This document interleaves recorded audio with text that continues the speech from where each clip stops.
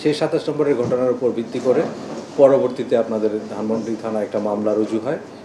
ধানমন্ডি থানা মামলা সেই মামলায় ঢাকা উত্তর সিটি কর্পোরেশনের 34 নম্বর ওয়ার্ডের যুবলীগের সহসভাপতি মোহাম্মদ শাকিল হোসেন, তাকে গত রাত্রে আমরা আনুমানিক 9:30টার সময় ধানমন্ডি থানা পুলিশ তাকে হাজারীবাগ মুক্তার হোসেন রোডের মধুবাজার এলাকা মুক্তার হোসেন রোডের বাসা থেকে তাকে গ্রেফতার করা হয় এবং তাকে যে পূর্বের যে এজাহার নামীয় আসামি সেই মামলায় তাকে গ্রেফতার দেখানো হয়।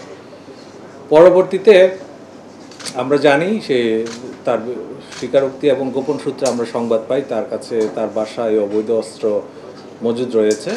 সেই সংবাদ পেয়ে আমাদের হাজারীবাগ থানা পুলিশ রাত অনুমান 10টার সময় তার বাসায় অভিযান পরিচালনা করে এবং তার বাসার 3য় তলায় ওখানে আপনার কবুতরের খাঁচার নিচে বিশেষ কায়দায় সংরক্ষিত অবস্থায় একটি রিভলভার, একটি পিস্তল এবং 2টি গুলির খোসা উদ্ধার করা হয় এবং সাথে আরও কিছু দেশীয় ধারালো ছুরি, চাপাতি এবং রামদা উদ্ধার করা হয়। ইতিমধ্যে আপনারা জানেন এই যে ধৃত যে আসামি মোহাম্মদ শাকিল হোসেন, যে কিনা যুবলীগ 34 নম্বর ওয়ার্ডের সহসভাপতি, তার বিরুদ্ধে বৈষম্য বিরোধী ছাত্র আন্দোলনের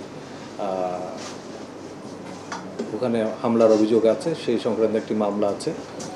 তারপরে আপনার অবৈধ অস্ত্র রাখার জন্য তার বিরুদ্ধে আরেকটি মামলা রুজু করা হয়েছে হাজারীবাগ থানায়। আমরা আরও জানতে পেরেছি তার বিরুদ্ধে ইতিপূর্বে আরেকটা হত্যা মামলাও রয়েছে। তো আমরা তার বিরুদ্ধে আইনগত প্রক্রিয়া যে ব্যবস্থা আছে সেটা আমরা প্রক্রিয়াধীন রয়েছে এবং তাকে আজকে আমরা বিজ্ঞ আদালতে হাজির করব। এ ছিল আমাদের আজকের যে অ্যাচিভমেন্ট সেই সংক্রান্ত বিষয়। ধন্যবাদ সবাইকে। আমাদের তদন্তের যে কোনো একটা প্রক্রিয়ার মধ্যে সেটা বেরিয়ে আসবে। আপনারা জানেন ইতিমধ্যে কয়েকদিন আগে আমাদের মিরপুর থেকে এরকম একজন আটক করা হয়েছে অস্ত্রসহ এবং ইতিপূর্বে আরও কয়েকটা জায়গায় আমরা কিছু অস্ত্রসহ আটক করতে সক্ষম হয়েছি এবং এই সংক্রান্তে আমাদের যে অভিযান সেটা চলমান আছে। আমাদের কাছে যদি কেউ এরকম সুনির্দিষ্ট অভিযোগ থাকে, পর্যাপ্ত সাক্ষ্য প্রমাণ পেলে আমরা অবশ্যই ব্যবস্থা নেব।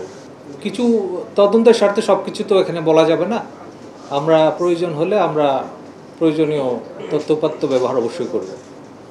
হ্যাঁ, অবশ্যই আমরা সারা দেশেই আমরা ঢাকা মেট্রোপলিটন পুলিশ আমাদের যে অধিক্ষেত্র রয়েছে সেই অধিক্ষেত্রের মধ্যে আমাদের জোরদার অভিযান চলছে এবং আপনারা ইতিমধ্যে দেখেছেন, অবগত আছেন যে এই অভিযানের ফলশ্রুতিতে কিন্তু আমরা প্রতিনিয়ত অবৈধ অস্ত্র উদ্ধারে সাফল্য পাচ্ছি।